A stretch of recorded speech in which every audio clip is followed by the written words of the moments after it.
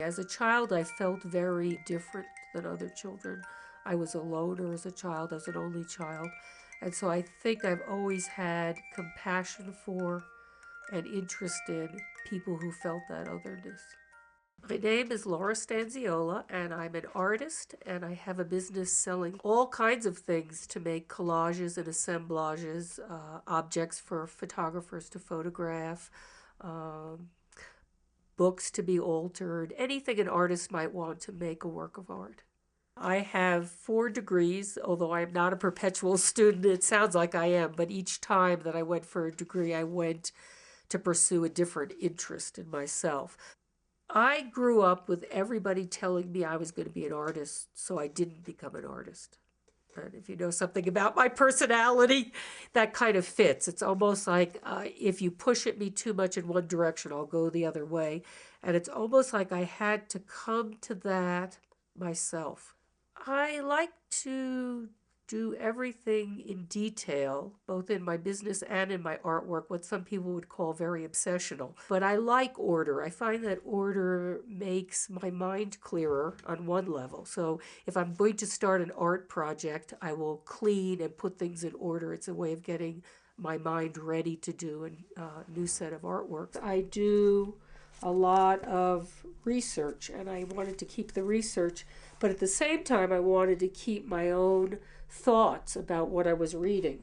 So the black areas are the parts that I've researched. The red areas are my dialogue. So I actually have a conversation with the material that I'm reading. And I might talk about how I'm going to make it into a piece of art. I may just question certain things because I ask all kinds of questions. This particular journal is about sexual perversion, but I've done about 4 or 5 other journals. And once I'm done with the art pieces related to it, I sell the journal.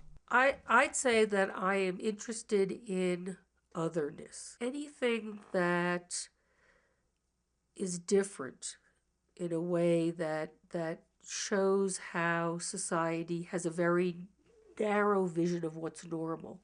These sweaters were part of the largest installation, which was an anatomical theater based on the early, 17th century anatomical theaters in the round. There are 24 pairs of twins, 12 from the outside of the body in white and 12 from the inside of the body in red. They're all anatomically accurate because the body can only conjoin in a limited number of ways. It cannot conjoin infinitely. So they do follow where the body conjoins.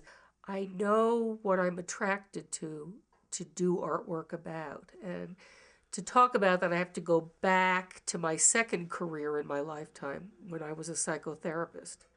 And I spent 10 years doing that, working in specialties such as child sexual abuse and habitual criminality. And I've always been interested in that other side of people, the darker side, the side that we're often afraid of either in ourselves or in other people. Fear probably does motivate a lot of what interests me, not necessarily my own fears, but social fears definitely are something that interests me. And I'm probably much more interested in hell than heaven, as they say, because even in the old paintings, the representation of hell was always much more interesting than the representation of heaven. The conjoined twins took about 10 years to do all the pieces, and I figured this next body of work on sexual perversions may take me to the end of my lifetime. So I decided to start with pedophilia, and I wanted to make a pair of pants for the pedophile. And how I made them, first of all, I required that all the doll clothing be used. All the doll clothing had to have the energy of children having played with it.